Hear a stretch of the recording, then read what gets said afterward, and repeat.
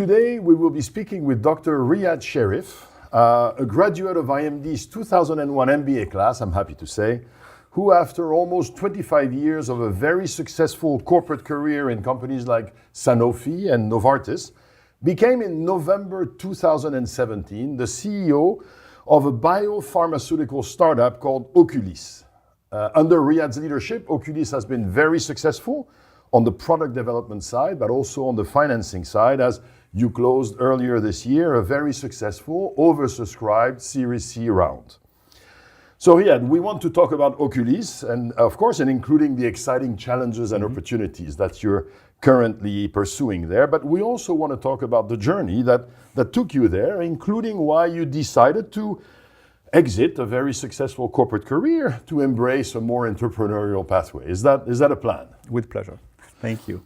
So first, let's talk about Oculis. Yes. The company is headquartered in Lausanne, yes, and it is a clinical stage, sometimes you also say a late stage biopharmaceutical company, focused on, and here I'm trying to get it right, developing transformative, innovative topical treatment for a range of ophthalmic diseases that, if untreated, can result in severe visual impairment, in some cases in irreversible blindness.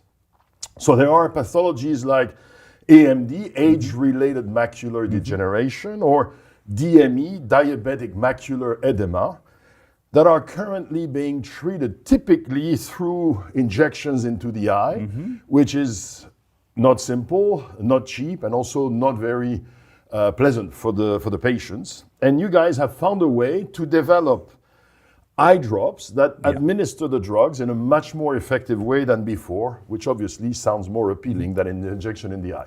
Tell us about it. Yeah, so actually, as you said, I joined Oculis in November 2017. Oculis was co-founded by an ophthalmologist and a pharmacist. And their dream really, because the retinologist, the ophthalmologist had patients who were not coming to the injections, or patients who refused the injections, and therefore they were not treated and they were becoming blind. And he teamed up with his colleague, pharmacist, to find a solution to address the hurdle of delivering drugs into the retina, which is in the back of the eye. Right. And therefore, they worked almost 20 years to develop a formulation which is able to address all the ophthalmic barriers, to be able to deliver an eye drop and to go into the back of the eye and to treat the retina. So this is a really Oculis in the beginning. So Oculis 1.0 is really developing an SNP technology. And the way to validate their technology was to combine it with the pharmaceutical.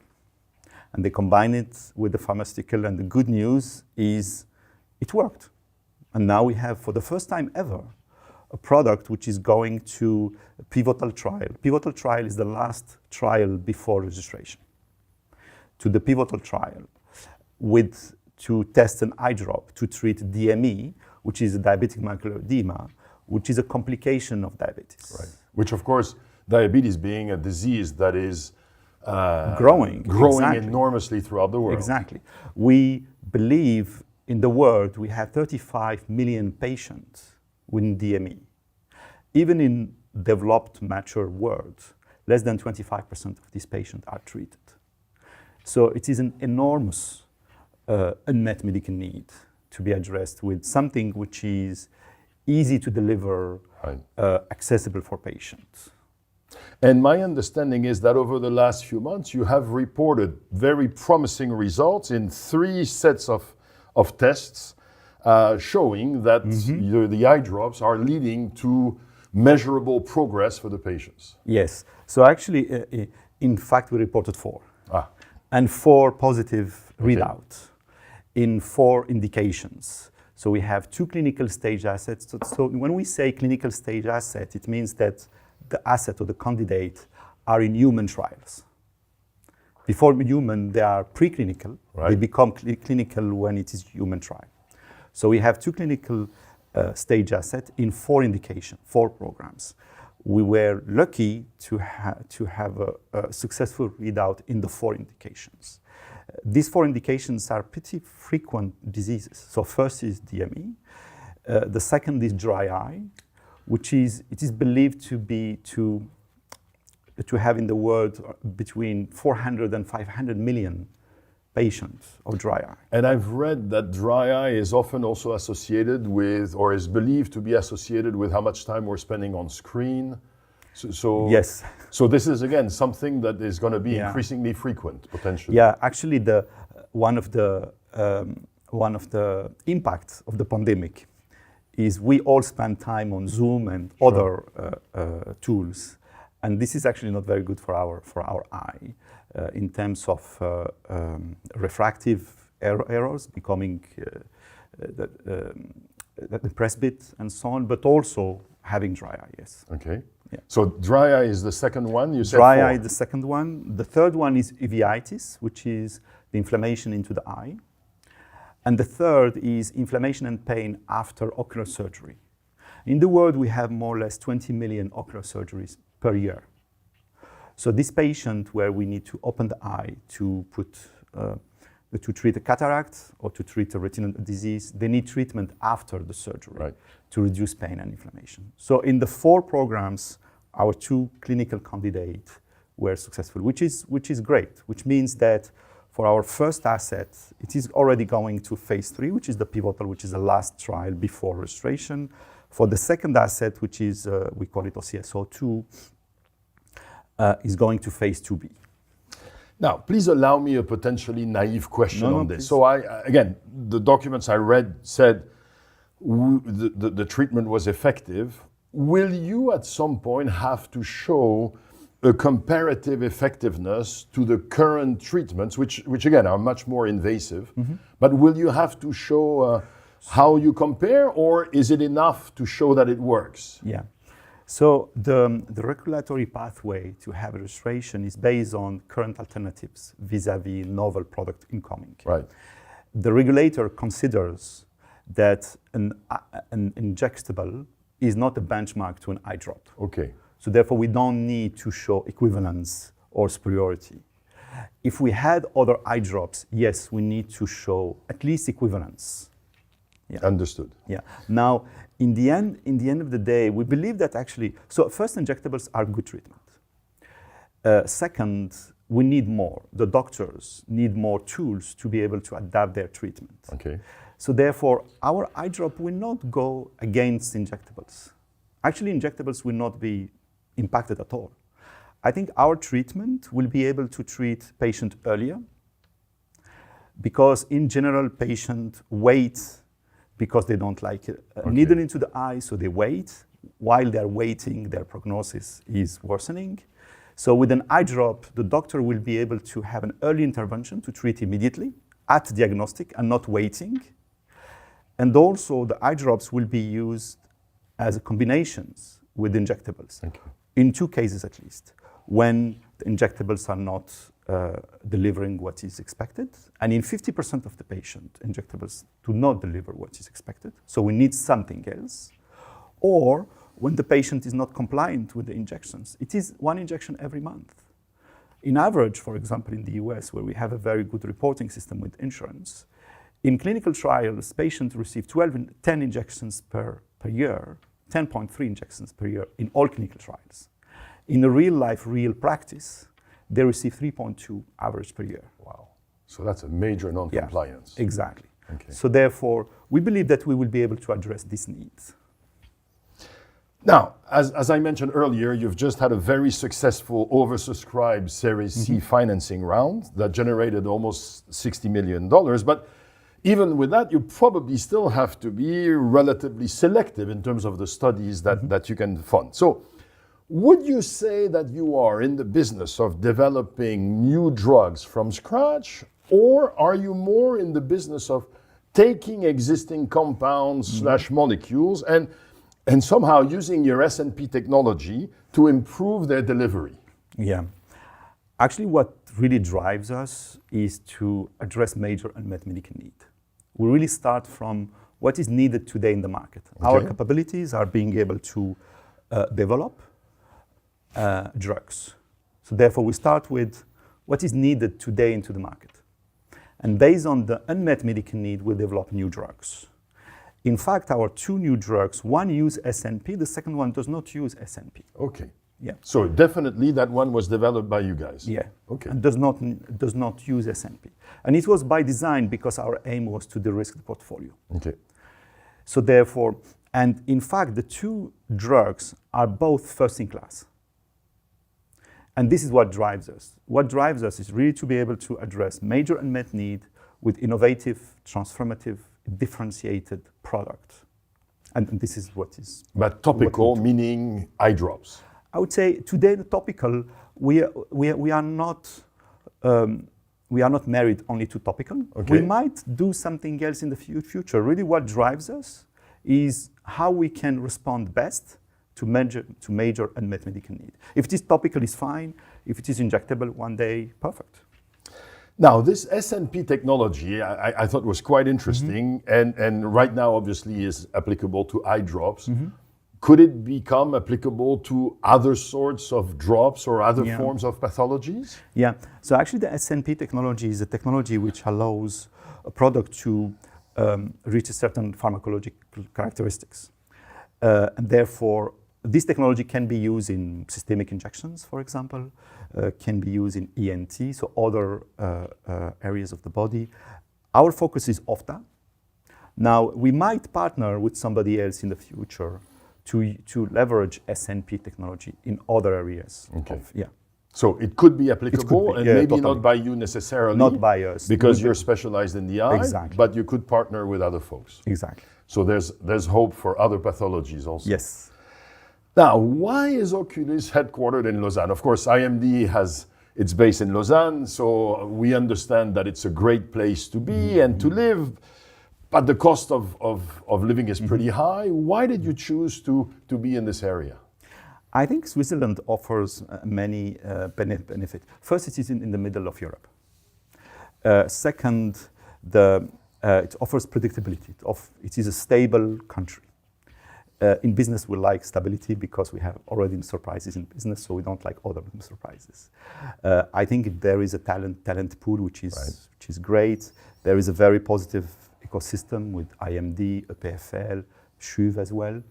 CHUV being the university hospital. The hospital, exactly. Thank you. Yes, the hospital. So all this benefit really positions Switzerland in pretty good position in terms of biotech, at least, and pharmaceuticals. And I believe that you have a cooperation with EPFL, with the... Yes, we are in fact based in EPFL, yes, exactly, yes. Now, Riad, I'd like to focus on you for a few minutes, if I may. So you're a doctor, you were born and raised in Algeria, and after studying medicine and becoming a doctor, somehow you didn't practice medicine. And you took a business track almost immediately. What led you to do this? Actually, in fact, I always wanted to do a business. Okay. Since the beginning. Now, I was in a family where a doctor was almost prerequisites. My grandfather was a doctor and so on, so I did medicine. And I learned a lot in medicine in terms of managing teams, managing emergencies. It is a very good, actually on top of a science, it is a very good training. Now, as soon as I finished medicine, I wanted immediately to go to business, and I did a business school. And I felt that the combination between the science background and the business background will position me in a very strong position in pharmaceuticals. Okay. This is why I joined pharmaceuticals. But I always wanted to do. Now, one of the key moments, of course, is when you leave your job as president of EMEA region of Alcon, which was Novartis's division focused on eye care and a pretty big business in its own right. And this is over 10 billion revenues globally, to become entrepreneur in residence at Novartis Venture Fund, which sounds like a pretty dramatic change. Was this for you the start of a transition out? What led you to such a big change? I mean, president of EMEA for a very large organization to entrepreneur in residence. Yeah, no, it was a big change. I was coming from a position where I have 5,000 people reporting into the organization to me, $3.5 billion revenue. So it was a big organization, 76 affiliates. So it was big organization. At that time, what happened actually is Novartis decided strategically to split Alcon into device on one hand and pharmaceutical on other hand. Right.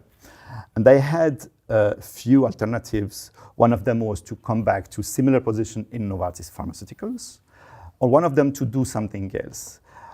In the past, actually in 2009, I already set up a company. I was, how you can call it, intra-entrepreneur. Mm-hmm. I set up a company which is called Synergium, which is actually today the first vaccines company in South America.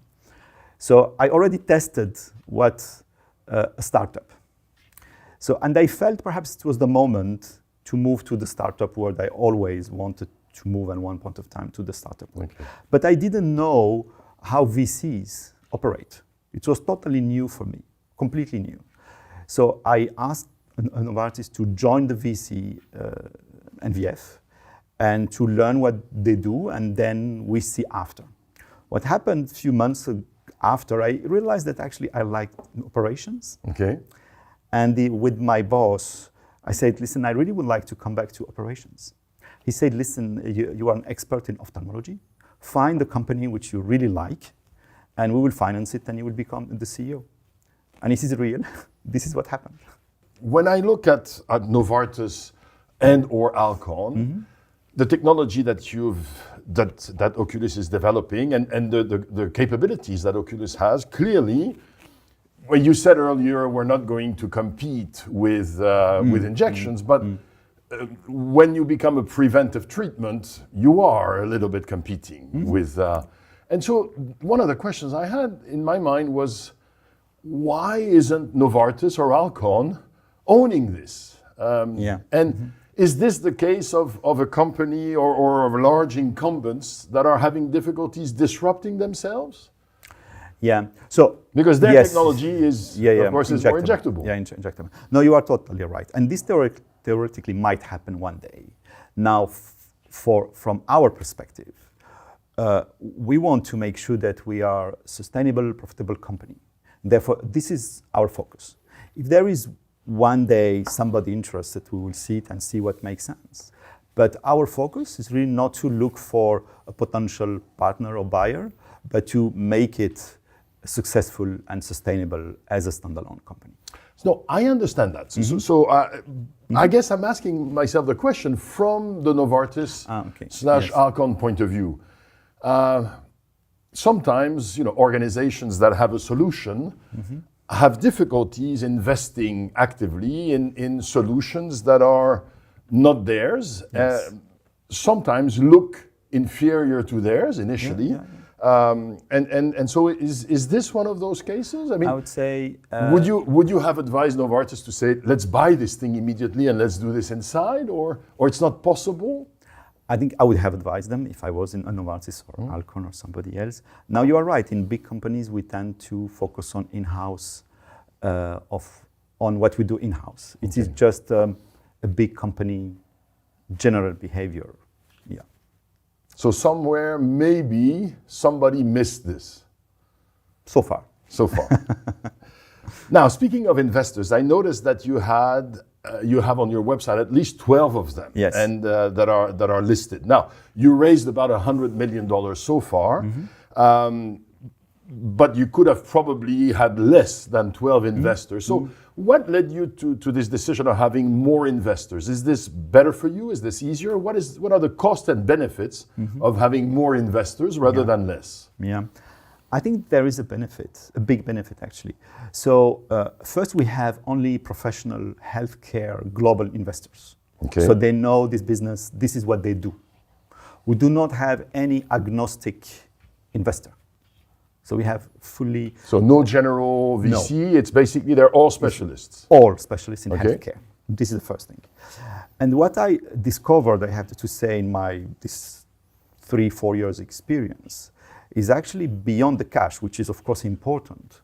Bringing new investor who brings expertise, know-how, experience, network has huge value. Okay. And I have to say, I'm extremely pleased with the group of investors we have, because differently, but each one of them brings something to the table on top of the cash.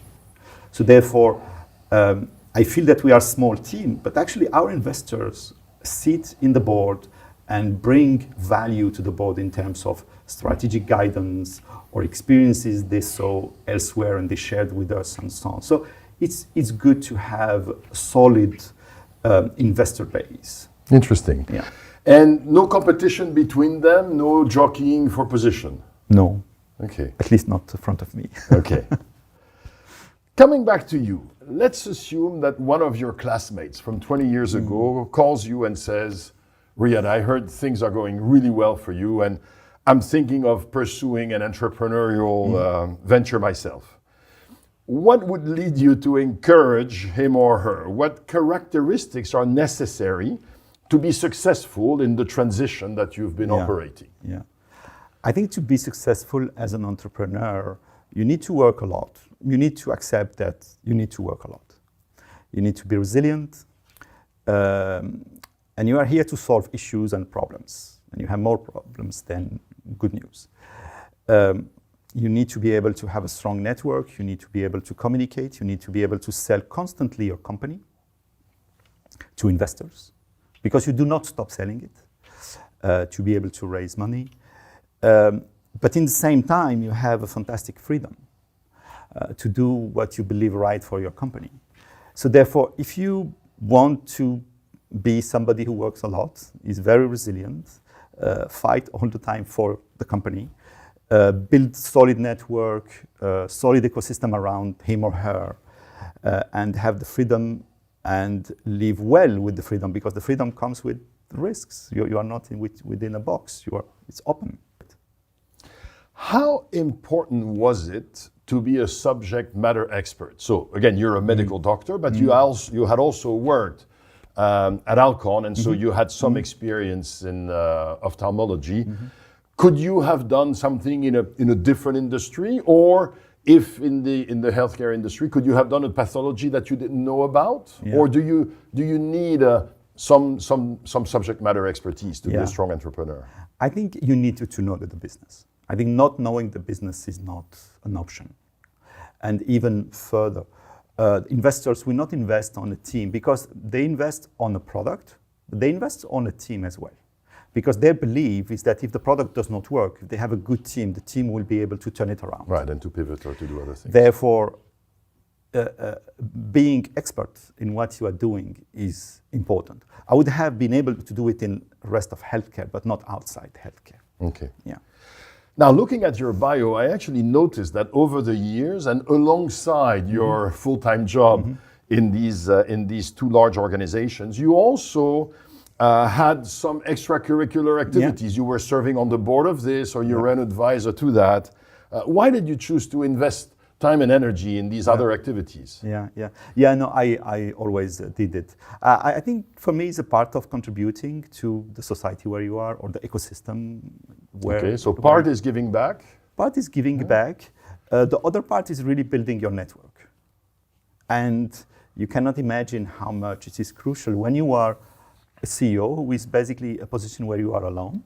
Having a strong network where you can call people, ask them for help for their experience and so on is of high value. And so the network, of course, you developed in part through your quote-unquote day job, but also developed through these other activities. So this is something you would recommend? Totally. Okay. Totally.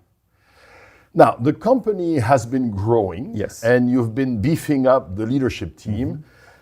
Looking at the team, and when I say looking, I mean visually, they do look quite diverse, gender-wise, nationality-wise, age-wise. There's also now, if you look at their vitas, different personal trajectories.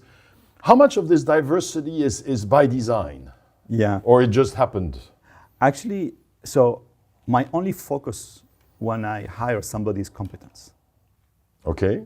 It is the only focus. Of course, integrity is the first, and then competence. And I 100% focus on competence. And actually what you realize is naturally you end up with a diverse team, because competence is everywhere. So I truly didn't do anything by design. I know we have a diverse team. Many people and many investors actually ask me, what did you do? Because in our other portfolio companies, we don't have this. I say, remove all the preconceived ideas, just don't think about them. Focus on competence, and you end up with a diversified team. Now, Having a diverse team, is that more challenging? How does this manifest itself? Is this a challenge for you? It is not a challenge. However, I am personally a big believer in the good decisions are a result of disagreement. Okay. So therefore, I strongly believe, I am very happy actually when somebody tells me, Riad, I don't agree with you. Because at least it helps me to see things from a different angle. And my experience is that the final decision is always better. So therefore, I live totally well with this situation where when somebody tells me, Riad, actually, I see it differently, I say, great, tell me, how do you see it? Actually, this is interesting as I'm listening to you, because we often say this indeed also at IMD. We say that often what we do is we help leadership teams to diverge first before converging. Exactly. Now, the company has been crossing some important milestones and again, is growing rapidly. Is your role already evolving, already changing? Yeah, my role evolved since the beginning. So the beginning, we were like 12 people, 8 in the lab and the rest in the office with one asset, one indication. Today we are 25, 4 indications, and in the end of the year we will be 35 and 6 indications. So my role evolved a lot. And I need to adapt on one hand, but more than adapting, I need to proactively envision the next cycle and prepare it. Because the company of today is different from the company of next year. And if we list, it will be even different company. So my role is to proactively manage upcoming cycles and to prepare the company in terms of competence, capability, structure, footprint, and so on to be successful.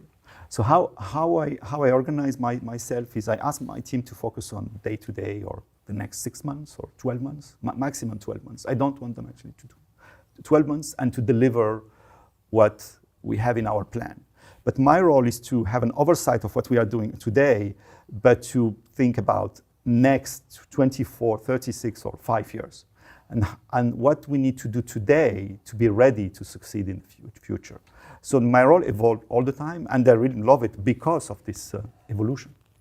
But that means you need to be relatively mindful of not being attracted too much into the day-to-day and keeping the trains running on time. Yeah, I think the most important in the role I have is to be able to zoom in and zoom out all the time. So you need to be able to go into the details of the details and to understand them and to know what is happening. You are responsible in the end of the day. So this is perhaps the difference of a big company. The big company, you have big teams and they are responsible, so you can step back. Here you need to zoom in all the time, capable at least, to zoom in on the time and zoom out also all the time. And this is perhaps the characteristic of working in a startup, is to be able to know the details, but also to have a very helicopter view and long-term view about what you need to do.